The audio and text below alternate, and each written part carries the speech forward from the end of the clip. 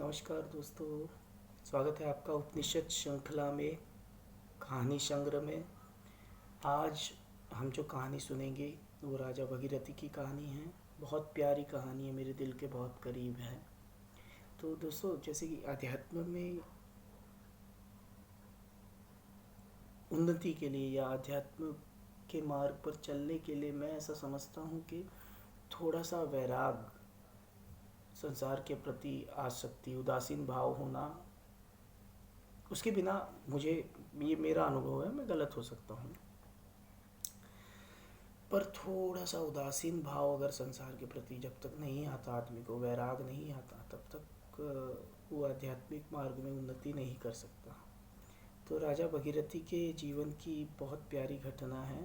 राजा भगीरथी को हम सब जानते होंगे, जिनका गंगा को पृथ्वी पर लाने में बहुत बड़ा हाथ था। जो एक कहानी अलग से है, जो कि शिव जी ने उनका वेग जटाओं में संभाल लिया था गंगा का, और फिर उनके सर पे वो गंगा जी विराजते हैं। तो दोस्तों, राजा भगीरथी अपने समय के बहुत बड़े राजा थे और उनकी एक प्रिय रानी थी। पर उस प्रिय रानी का उनके ही अंगरक्षक के साथ में अफेयर था, वो उसके साथ संबंध में थी। तो राजा भगीरथी का भाई ये बात जानता था, तो राजा भगीरथी के भाई ने उनके अंगरक्षक को बदल दिया, मतलब ट्रांसफ़र कर दिया, अगर सिंपल भाषा में कहूँ तो रानी को ये बात अच्छी नहीं लगी। उसने भगीरथी के कान भरे अपने भाई के खिलाफ। तो राजा भगीरथी उसके भाई को बाहर निकाल देते हैं राज्य से। लेकिन एक मित्र होता है राजा भगीरथी का, जो कि उनके भाई का भी मित्र होता है।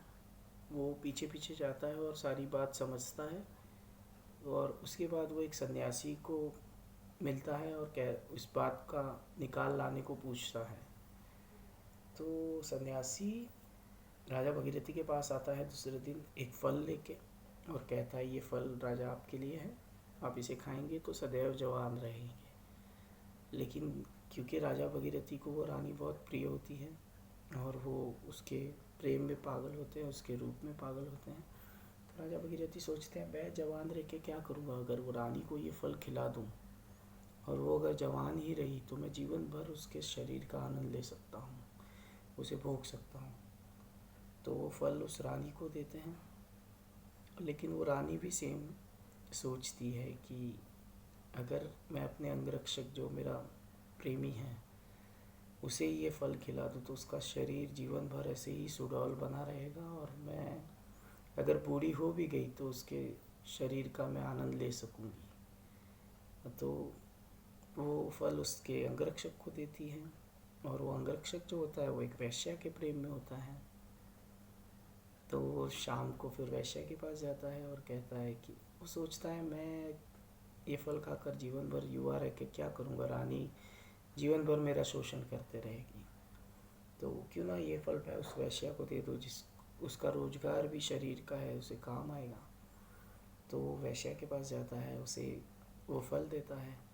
वो कहता है, इसके खाने के बाद तुम जीवन भर युवा रहोगी। लेकिन वैश्या सोचती है कि मैं इतना बुरा काम करती हूँ, शरीर से लोगों बेचती हूँ और लोगों से पैसे लेती हूँ, तो इससे बढ़िया हमारा राजा इतना भला आदमी है, क्यों ना ये फल मैं उसे ही दे दूँ। तो घूम फिर के वो फल जो होता है वो राजा के पास पहुँच जाता है, भगीरथी के पास। तो फिर भगीरथ को जाके वो दूसरे दिन ये फल देती है। भगीरथ रानी को पूछता है